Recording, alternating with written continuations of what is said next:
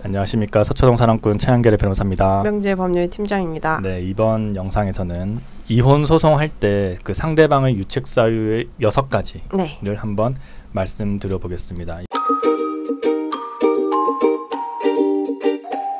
이거는 민법 제840조에서 1호 사유에 해당되는 거고요. 내 배우자가 이 사유에 해당하는 경우에는 6개월 내에 그 배우자에게 이혼 청구를 할 수가 있어요.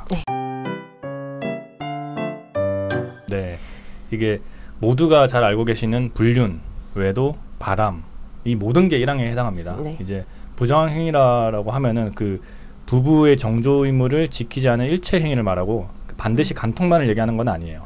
그래서 반드시 성관계가 있어야 하는 건 아니에요. 또한 이제 뭐 사전에 동의하거나 뭐 사후에 용서한 경우 이런 경우에는 이혼이 되지 않아요. 사후 용서라 그래가지고 끝나고 나서 내가 내 배우자의 외도 행위를 알고 그래 용서해 줄게 뭐 이렇게 하는 경우 또 안 돼요. 보통 많은 분들이 각서를 쓰고 일단락하는 경우가 있습니다. 각서 쓰고 이제 뭐 이렇게 용서한다. 앞으로 절대 이런 일이 재발하지 않을 것으로 나는 답 확인을 드립니다. 그리고 만약 이렇게 된다면은 위자료를 얼마를 주고 재산분을 얼마를 주고 이런 경우가 있는데 이 경우가 여기 해당됩니다. 그리고 저희가 맡았던 사건 중에서 그 사전에 그 동의를 하고 부부가 그냥 서로 바람피는 사례가 있었어요. 이런 경우도 그 상대방의 부정한 행위가 있어가지고 이혼을 청구할 수가 있는 사유가 안 됩니다. 법률 용어가 굉장히 어렵게 되어 있어요. 유기라 그래가지고 뭐 유기그릇 뭐 이렇게 생각하시는 분들도 있고 유기가 뭐냐라는 분들도 굉장히 많아요. 유기는 버리는 거죠. 유기견 여러분들 들어보셨죠? 그래서 정당한 이유 없이 동거라든지 부양 협조 의무를 포기한 것이고 그 상대방을 내쫓거나 또는 이제 두고 나가버린다든지 또는 상대방을 내쫓고 돌아올 수 없게 만든다든지 이런 경우를 말해요. 그래서 많은 분들이 같이 살기 싫어서 나가도 되냐라고 많은 분들이 물어보시는데 사실 집을 나가는 것만으로는 이혼 사유에 해당되지는 않습니다.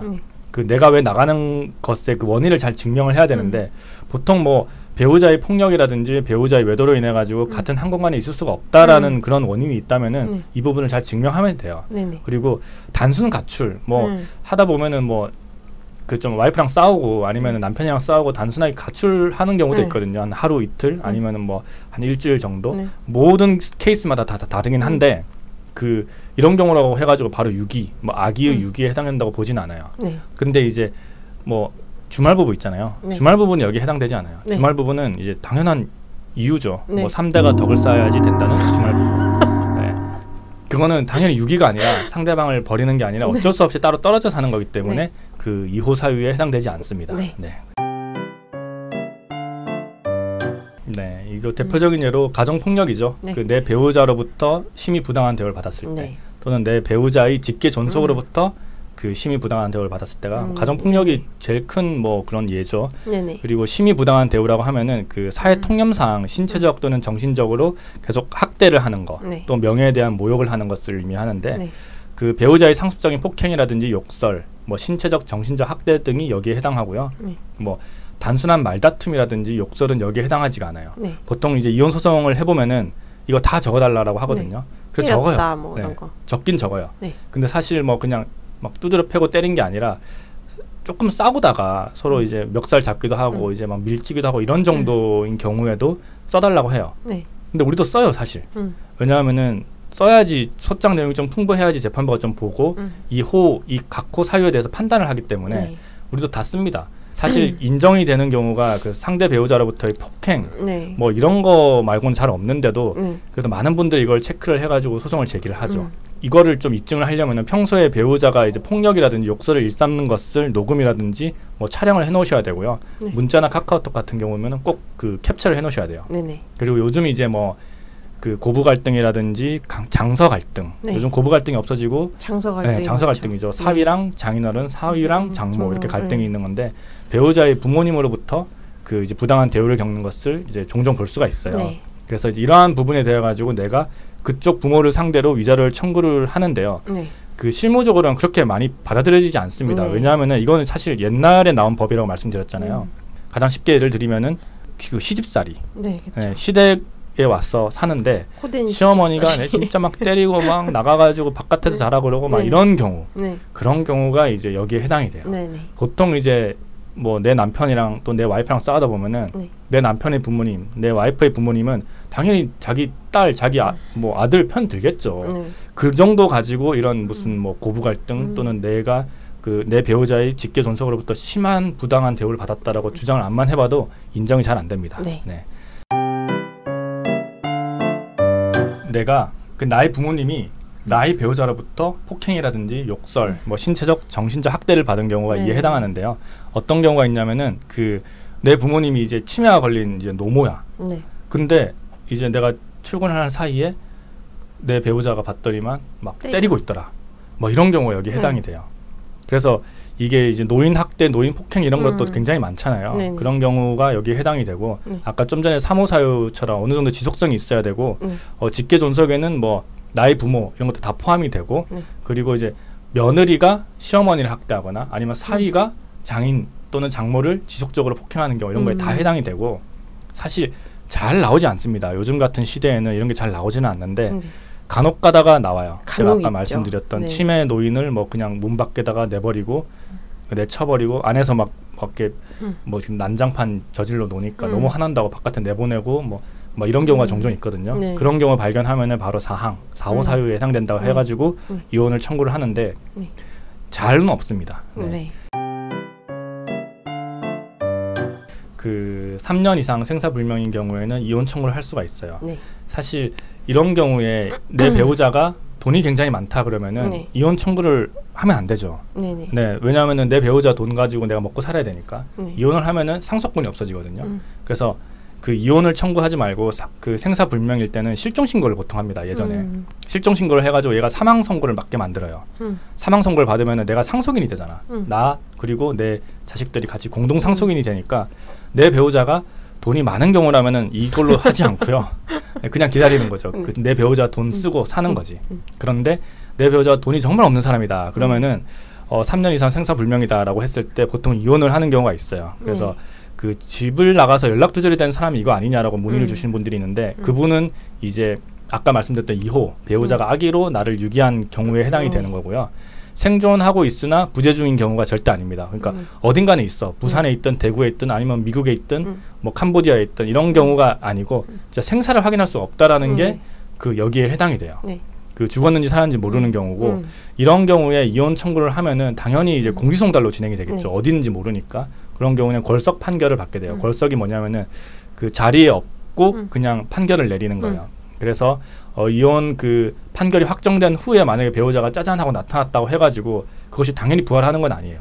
그래서 다시 또 뭐 절차가 있는데 중요한 거는 그 보통 이제 그 캄보디아 무슨 여성분들이랑 이렇게 결혼을 했는데 갑자기 자기를 버리고 딴 데 간 경우가 있어요. 네. 그런 경우에 이런 것 좀 많이 해요. 그렇죠. 제가 그 수행해본 사건이 캄보디아 뭐 그런 거여서 그렇지 꼭 캄보디아 분들이 다 그렇다는 건 절대 아니고 간혹 가다가 이제 그 뭐 배우자가 어디 있는지 모르겠다. 그때 정신병이 걸려가지고 병원에 있다라고 했는데 그 뒤로도 어딘지 모르겠다. 뭐 이런 경우에 종종 이걸로 해가지고 소송을 거는 경우가 있습니다. 네.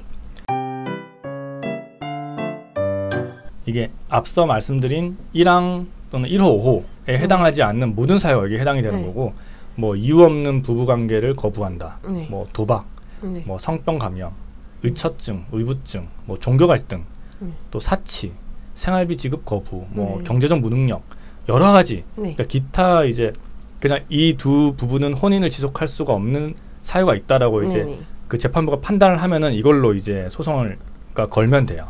그래서 많이들 하시는 게 이제 그 1호, 6호로 많이들 걸어요. 그 이제 내 남편이 바람을 폈다 그러면은 대부분의 배우자들이 바로 이혼을 결정하시는 분들이 거의 없어요. 네, 맞습니다. 내 아내가 바람을 폈다고 해도 마찬가지입니다. 고민하고 하다가 결국에 한 뭐 2년, 3년 정도 뒤에 소송을 거는 경우가 있는데 이때는 1호 사유로 이혼이 되는 게 아니라 6호 사유로 됩니다. 왜냐하면 1호 사유는 밑에 그 제척기간이라고 그래가지고 안 날로부터 6개월, 뭐 발생한 날로부터 2년 이내에 이혼 청구를 해야 돼요. 근데 그 6호 사유 같은 경우는 기간 제한이 없어요. 그렇기 때문에 이걸로 많이 걸죠. 그래가지고 보통 이제 그 재판부한테 판단을 해달라고 1호, 6호를 적어놓긴 해요. 근데 그 판결문까지 간다고 하면은 이제 재판부가 1호 사유로는 이혼을 할 수가 없다. 왜냐하면은 안날로부터 6개월이 지났기 때문이다. 이렇게 적어놓고 그다음에 6호 사유로 이혼을 합니다라고 따로 적어주세요. 네, 어떻게 바람핀 배우자랑 뭐 살 수 있겠습니까? 물론 사는 분들도 있어요. 있는데 네, 굉장히 그렇죠. 많은데 네. 더 잘 사는 분도 많아요. 그 맨날 말씀드리지 않습니까? 비 온 뒤 땅이 더 굳는다 이렇게 네. 말씀을 드리는데 진짜 비가 그래요. 많이 내리네. 예.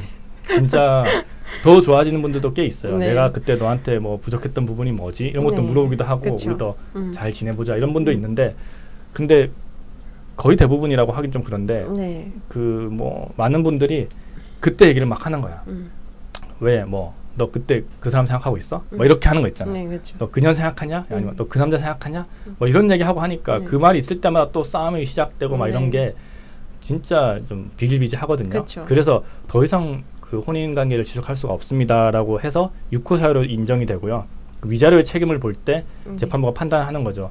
그래 너 때문이다. 그 너가 처음에 바람을 폈으니까 너 때문에 이 결혼 생활이 깨진 거니까 너는 위자료를 얼마를 줘라 이렇게 판단을 하는 겁니다. 네. 그러니까 네. 상대방 유책사유 6가지에 대해서 한번 말씀드려봤는데요. 네. 뭐 이런 게 하나 있다 네. 라는 생각이 드시면은 저한테 오시면 되고요. 네. 일단 플랜을 잘 짜셔야 돼요. 그리고 증거도 잘 모아 놓으셔야 되고 네, 아까 네. 좀 전에 상담하고 가신 분은 다 배우자의 그런 외도 행위를 다 이제 확보를 하고 전화까지 하고 녹취까지 받았는데 자는 중간에 그걸 지워버렸대요. 그래가지고 이거를 포렌식을 해야 되나 말아야 되냐 아까 그 말씀 하시고 계셨고요. 그리고 또 어떤 의뢰인분 한 분은 제가 이런 경우는 처음 봤어요. 진짜 자고 있는데 핸드폰을 훔쳐가지고 그러니까 도망갔어요. 배우자가.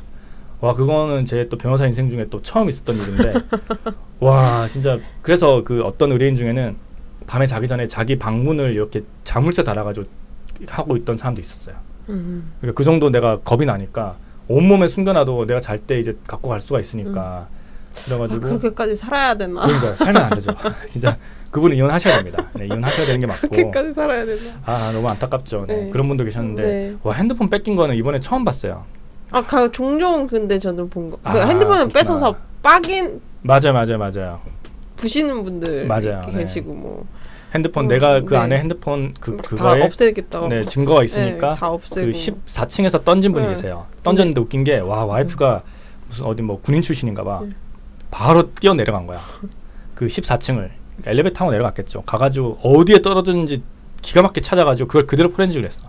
포렌식 했더니만 우리나라는 정말 기술도 좋아요, 진짜. 포렌식 했더니만 다 박살나있던 그 핸드폰 안에 그 상간녀랑 나왔던 대화 사진 다 있는 거예요. 그래가지고 아 정말 그런 일이 있었죠. 부계실 거면 확실하게 부수려면은 아예 그냥 뭐 진짜 한강에다 던지든지 해야지. 한강에다가. 네.